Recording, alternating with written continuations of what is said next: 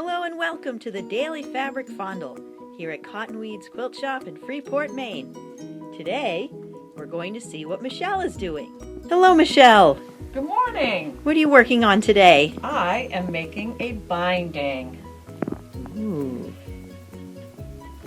So I am going to cut some 2.5-inch strips. I do my bindings all 2.5. I know some people like to do them smaller. Some people like to do them larger. I like 2.5. I think that it is makes a nice binding, gives me enough room to be able to flip it to the back and hand stitch it, and it hides my inconsistencies. You would never have inconsistencies. Oh yes. So I'm going to just cut 2.5-inch strips.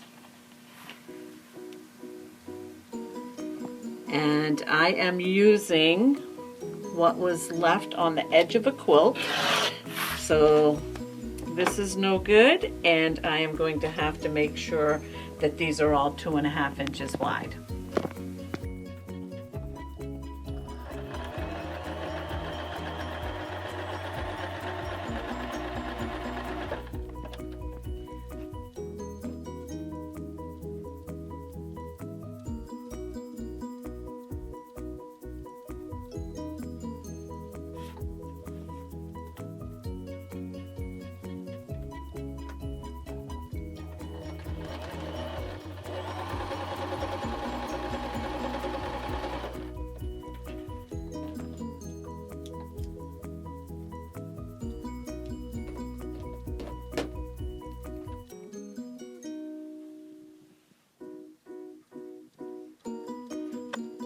The next thing I'm going to do is I'm actually going to press this. So I press my strip.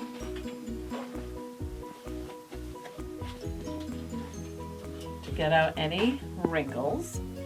When I get to where I stitch these two together, I press this down flat, give it a nice press, and then I take my scissors and I cut off and leave approximately a 1/4 inch seam.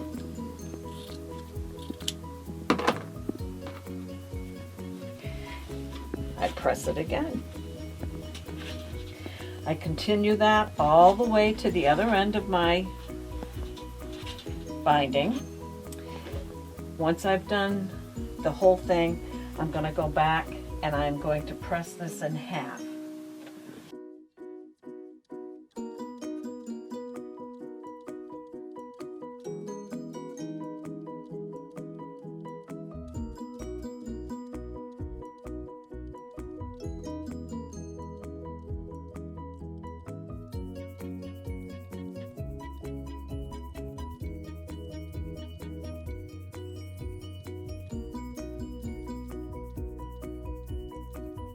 Okay, ladies, I'm going to back up just a little bit. How do I know how much or how many strips to cut for a quilt of whatever size I'm doing? Now, really, we should switch to Lori right now for the math lesson, because any of you that know me know I cannot do math. So to figure out how much you need for binding, if the quilt is 57 bottom and 74 inches long, you add up all of them and it comes out to 262 total inches of binding that you need. I always add extra because when you turn your corner, you're going to lose a couple of inches, so that's another 8 inches. And then when you stitch your pieces together, you're going to lose some too. So you're going to need about 7 to 8, and you're going to lose 2 inches on that.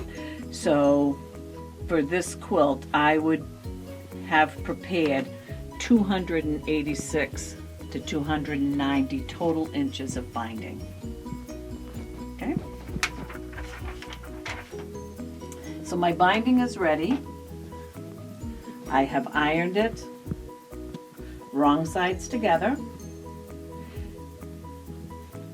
Now I'm going to take the quilt and I'm going to attach it to the quilt. And how I'm going to do this so that we can do a bumpless binding in the end, I am going to leave about a foot, and I'm going to actually start down here at about 12 inches down. It doesn't matter where I start on the quilt. I'm going to put the quilt under, and I am going to put the raw edges on the outside.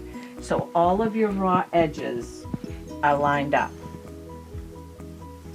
I'm going to put it under, do a 1/4 inch seam. I'm going to start to stitch, and I am going to back stitch a couple of stitches, and I'm just going to keep going around this quilt, lining up my edges, lining up my 1/4 inch, making this a 1/4 inch seam.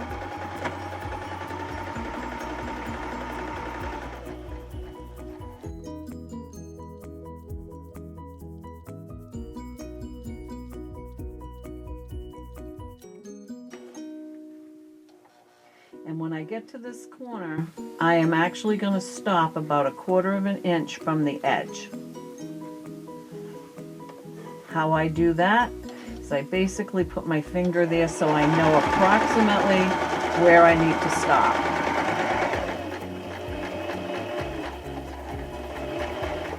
Okay, now I literally am going to take my piece out.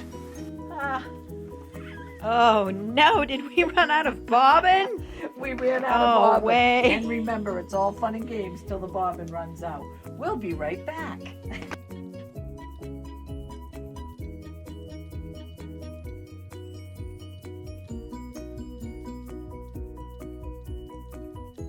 going to come to that next corner, 1/4 inch. Do the same thing. I'm going to pull it right out. I don't think I'm quite close enough, so I'm going to actually put it back in, and I'm going to start back a little ways, and I'm going to come a few stitches closer to the edge.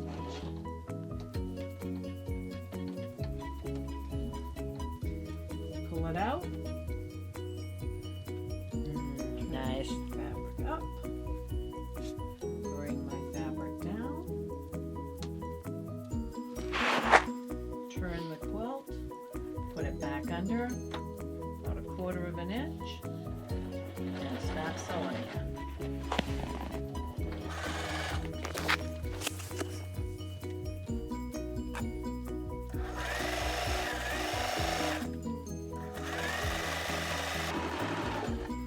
Okay, so we're far enough out so I can check that. If that's not good, I haven't done the whole row, a whole side, and then I can rip it out. So I'm going to flip it,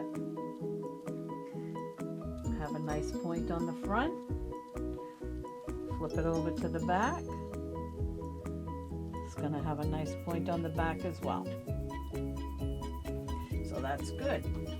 I'll just keep going to the next one.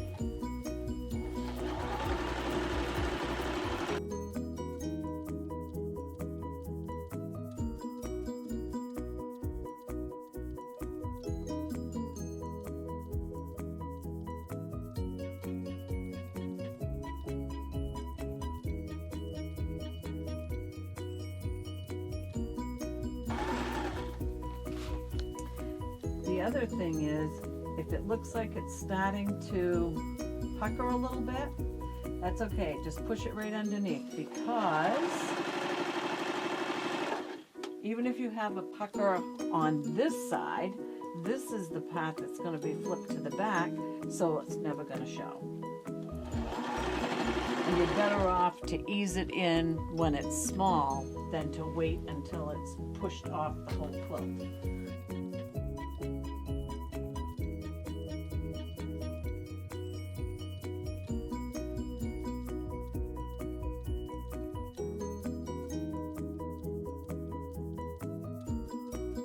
That back.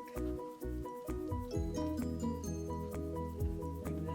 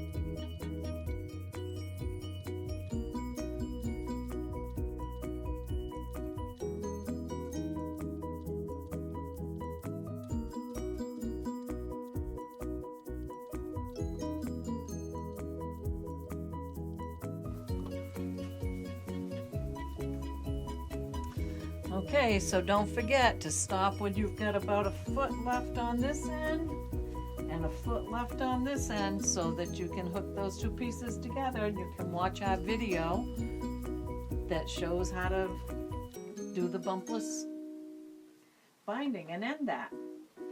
Okay, last thing I'm going to do is check that last corner.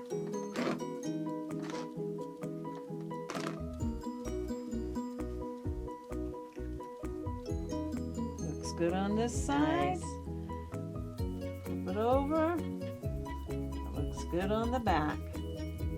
There we go. Very nice. Okay, thank you for watching. Thanks, Michelle, for the binding demo.